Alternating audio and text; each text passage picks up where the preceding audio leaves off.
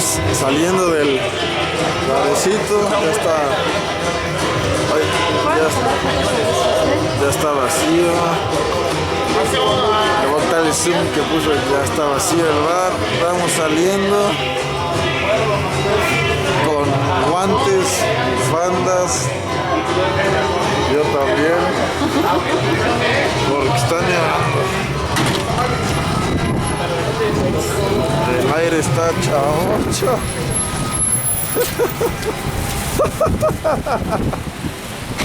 Hace un buen de aire. Está nevando ahorita en abril. Ya nos agarró el maldito semáforo. Entonces, pues, aguantar la nieve.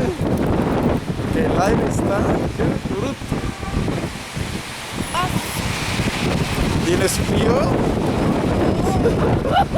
Ya no traigo ni guantes ni nada. Así como los hombres.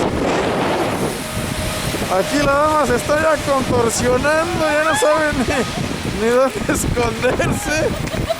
Y lo... ¡Ay, ay, ay! Nada más.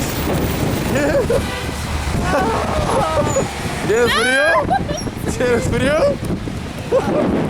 Ve nada más, está cayendo un nevadón. Se vino la tormenta de nieve en pleno abril. Ahorita vamos a caminar hacia Times Square, hacia nuestro hotel.